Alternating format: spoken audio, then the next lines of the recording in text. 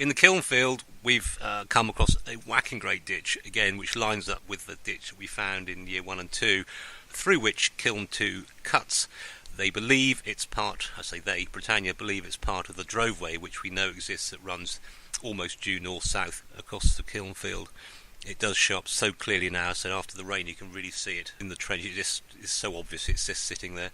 Again, lots of pits, but we have lovely post holes all in a row. We have an aisle building of some sort or other, which is just brilliant to find, and would obviously be there. It has to be a structure involved with the kilns. You wouldn't just have two kilns without some form of shed to put your pots in to dry, and maybe to store your timber in before you fire the kilns. We look like we're sort of cutting through half of it, so we've got to dig a bit further next year and expose more of this building. But it's a lovely thing to see, beautifully aligned post holes with Roman dating evidence in them.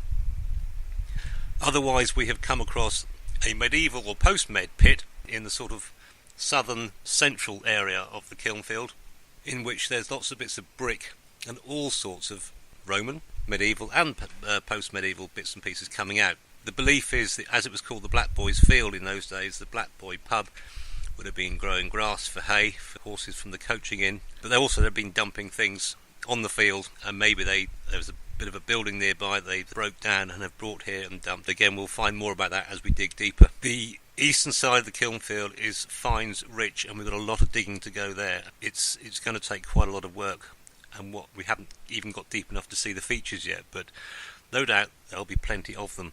Looking forward to seeing what happens there.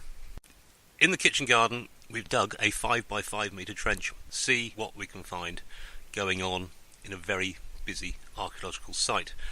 Over 30 or 40 years I've picked up lots of Roman pottery from there, but not only Roman pottery but also CBM, so we have roof tiles, floor tiles and hypercore system tiles. Our 5x5 metre trench is full of Roman material, but also again med and post-med material in the top, approximately 2 feet of soil. We then hit a layer of sand, which probably was imported before the garden or became a kitchen garden in the 1870s. Underneath that is about a foot of burnt material. In that foot of burnt material is only Roman finds, so we have almost like a sealed context, which is wonderful. Out of those finds, or in amongst those finds, are roof tile, hypercore system tile, floor tile, and of course our woodgate, possibly greyware coming up. All of it is burnt, so as I said before, we are looking at, was this burnt by the Saxons, or are we just lucky to have hit exactly where they had the hypercourse rake pit? I don't think it's the hypercourse rake pit. The more I think about it, because why is there bits of roof tile and everything else in there? We will find out as we dig further.